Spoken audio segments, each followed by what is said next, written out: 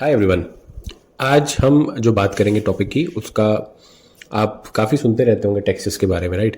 कि गवर्नमेंट की जो इंफ्रास्ट्रक्चर डेवलपमेंट है ना, हमारे हॉस्पिटल्स हैं, स्कूल्स हैं, और जो गवर्नमेंट फैसिलिटीज़ प्रोवाइड करती है ना, और जो नेता लोग बेसिकली फैसिलिटीज़ अवेल करते हैं, है ना, तो वो टैक्सेस जो हम पे करते हैं ना, उससे ही वो अवेल करते हैं ये सब चीज़ें।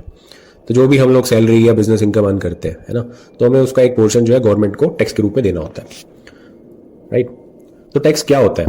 ये एक मैंडेटरी पेमेंट होती है जो हमें गवर्नमेंट को देनी पड़ती है। ये पैसा गवर्नमेंट के लिए रेवेन्यू जनरेट करता है, जिससे रोड, स्कूल, हेल्थ केयर जैसे पब्लिक सर्विसेज को मेंटेन किया जाता है, जैसे मैंने पहले बताया आपको, है ना। तो इंडिया में दो तरह के टैक्स होते हैं, डायरेक्ट टैक्स और इनडायरेक्ट टैक्स। तो आपको ये पता होना चाहिए कि दोनों में क्या फर्क है। डायरेक्ट टैक्स का मतलब है वो टैक्स जो डायरेक्टली आपकी इनकम या वेल्थ पर लगता है। सबसे common form of direct tax ना इनकम टैक्स है। इनकम टैक्स आपकी एनुअल इनकम पर लगता है, ठीक है। और इसका जो सिस्टम रहता है वो स्लैब सिस्टम रहता है। तो अगर आपकी एनुअल इनकम 5 लाख रुपए है तो आपको 2.5 लाख के ऊपर का पोर्शन जो है ना वो टैक्स स्लैब में फॉल कर जाएगा। अब ये जो मैं बता रहा हूँ ना, ये ओल्ड स्लैब है।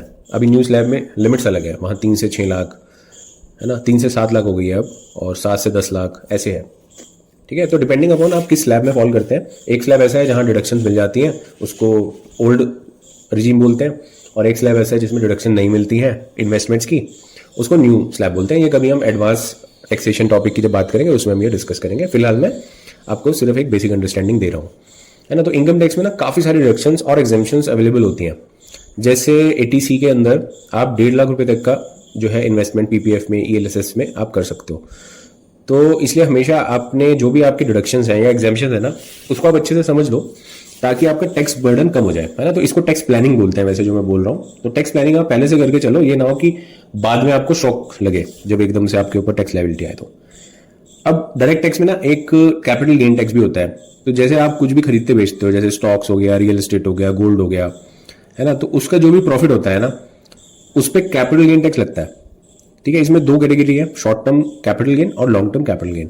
तो जो एसेट्स को होल्ड करने की ड्यूरेशन के हिसाब से आपकी डिसाइड होती है ना। जैसे 12 महीने तक का एसेट हो गया, कुछ एसेट्स जो 12 महीने तक आप होल्ड करते हो उस पर शॉर्ट टर्म कैपिटल गेन लगता है, और कुछ एसेट्स में 24 महीने तक शॉर्ट टर्म कैपिटल गेन लगता है, और उसके बाद उन पे लॉन्ग टर्म कैपिटल गेन लगता है, ठीक है। तो अब इनडायरेक्ट टैक्स क्या है? इनडायरेक्ट टैक्स दूसरे नेचर ऑफ टैक्स जो है वो है, इसका जो सबसे कॉमन फॉर्म ऑफ टैक्स है वो जीएसटी है, ठीक है। तो आप जो भी प्रोडक्ट या सर्विस खरीद लेते हो, किसी से अवेल करते हो, है ना, तो उस पर आप जीएसटी पे करते हो हर टाइम, राइट। तो जैसे रेस्टोरेंट में खाना या आप कोई भी इलेक्ट्रॉनिक आइटम्स है ना, वो लेते हो, तो आप इनडायरेक्टली जीएसटी पे कर रहे हो। अब इसका एग्जाम्पल क्या हो सकता है कि जैसे 1,000 रुपये का आपने प्रोडक्ट खरीदा, उस पर 18% जीएसटी लगा, तो वो जो 180 रुपये जीएसटी का लगा, आप 1180 पे कर रहे हो, है ना। तो अब अगर आप नॉर्मल सैलरीड एम्प्लॉय हो तो ये 180 रुपये का आपको कुछ मिलेगा नहीं। लेकिन अगर आपका एक बिजनेस है, ठीक है, तो ये जो खर्चे आप करते हो ना, ये अगर आप जीएसटी नंबर दे देते हो बाय करते हो उनको, और वो आइटम प्रोवाइडेड आपके बिजनेस के लिए हो, पर्सनल खर्चा ना हो, तो आप ये 180 का क्रेडिट ले सकते हो, है ना। लेकिन आपके पास जीएसटी रजिस्ट्रेशन होना चाहिए, है ना। तो ये मेक श्योर आपको करना है। और जीएसटी रजिस्ट्रेशन क्या है? तो जैसे मैंने बोला कि अगर आप एक बिजनेस रन करते हो और आपका टर्नओवर मान लीजिए 40 लाख है, कुछ स्टेट में 20 लाख की लिमिट भी है, अगर इससे ज्यादा का टर्नओवर है तो आपको जीएसटी रजिस्ट्रेशन लेना मैंडेटरी हो जाता है ना। या फिर आप कोई इंटर स्टेट सप्लाई कर रहे हैं या ई कॉमर्स पे कुछ सेल कर रहे हैं, उस केस में भी आपको जीएसटी लेना मैंडेटरी हो जाता है।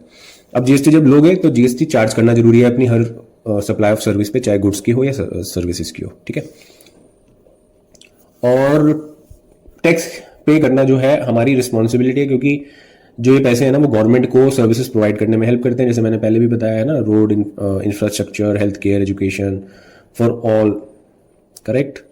अब अगर हम टैक्स नहीं देंगे तो गवर्नमेंट के लिए सर्विसेज को मेंटेन करना थोड़ा डिफिकल्ट हो जाएगा। तो हमेशा अपनी इनकम और इन्वेस्टमेंट के हिसाब से टैक्स प्लानिंग करो ताकि आपका टैक्स बर्डन एफिशिएंटली मैनेज हो सके।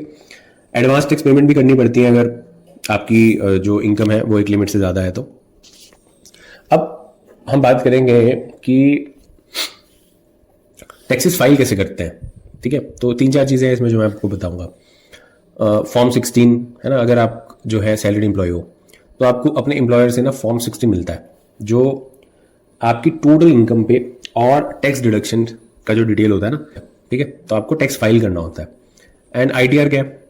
आईटीआर फाइलिंग बेसिकली हर एक इंडिविजुअल को अपना इनकम टैक्स रिटर्न फाइल करने के लिए जो फाइलिंग होती है ना, उसको आईटीआर बोलते हैं। इनकम टैक्स रिटर्न फाइलिंग इसकी फुल फॉर्म है। तो आपको अपनी टोटल इनकम, अपने डिडक्शंस और अपने जो भी आपने टैक्स पे करे हैं वो सब रिपोर्ट करने होते हैं, ठीक है। इसका प्लेटफॉर्म भी हमने बनाया है। हमारा प्लेटफॉर्म का नाम है taxrefundwala.com। तो जो भी सैलरीड एम्प्लॉयज हैं, बिजनेसमैन है, तो वो हमसे अपने टैक्सेस को मैनेज करने में और फाइलिंग करने में हेल्प लेते हैं हर साल। इसकी ड्यू डेट्स भी रहती हैं, जैसे 31 जुलाई होती है इंडिविजुअल्स की, ऑडिट वाले केसेस की 31 अक्टूबर होती है ना। तो अलग अलग ड्यू डेट्स के हिसाब से रिटर्न फाइल होती है। तो अगर आप सेल्फ एम्प्लॉयड हो या बिजनेस रन करते हो तो आपको अपना profit and loss account, balance sheet, financials, है ना, इसके बेसिस पे आपका टैक्स प्लान होता है। तो इसके लिए आप एक चार्टर्ड अकाउंटेंट से मदद ले सकते हैं। वैसे मैं भी एक चार्टर्ड अकाउंटेंट हूँ, बट आप किसी भी चार्टर्ड अकाउंटेंट से मदद ले सकते हैं अपने टैक्स प्लानिंग के लिए, ठीक है। तो डिडक्शन और एग्जेम्पशन जो है उसकी मैं थोड़ा बता देता हूँ आपको कि टैक्स बर्डन जो है ना आपका, वो कम करने के लिए गवर्नमेंट ने कुछ डिडक्शन और एग्जेम्पशन ऑफर की हैं, है ना। लेकिन ये ना ओल्ड रिजीम वालों को अवेलेबल है। जैसा मैंने आपको बताया कि ओल्ड रिजीम न्यू रिजीम में फ़र्क होता है थोड़ा सा। तो अब वो क्या फ़र्क है वो किसी दिन और हम बात करेंगे, बट डिडक्शंस क्या है अभी हम उस पर बात कर रहे हैं कि 80C में जैसे 1.5 लाख रुपए का डिडक्शन आप ले सकते हो, है ना। तो जो भी इन्वेस्टमेंट है, जैसे पीएफ, ईपीएफ और ईएलएसएस, एलआईसी एटसेट्रा, राइट। और हेल्थ इंश्योरेंस प्रीमियम क्या है? सेक्शन 80D के अंदर आप अपनी हेल्थ इंश्योरेंस प्रीमियम के लिए डिडक्शन ले सकते हो, ठीक है, 25,000 रुपये तक की। और अगर सीनियर सिटीजन है तो 50,000 तक की, ठीक है। तो दोस्तों ये एक बेसिक ओवरव्यू था। आपके लिए ना अपनी इनकम, इन्वेस्टमेंट और एक्सपेंसेस को ट्रैक करना बहुत इंपॉर्टेंट है, ताकि आप अपने टैक्सेस को एफिशिएंटली मैनेज कर पाओ, है ना। तो आज हमने हमारे कोर्स का लास्ट टॉपिक कवर किया है। आई होप आपको ये पूरा कोर्स यूजफुल लगा होगा, क्योंकि ये बहुत बेसिक है।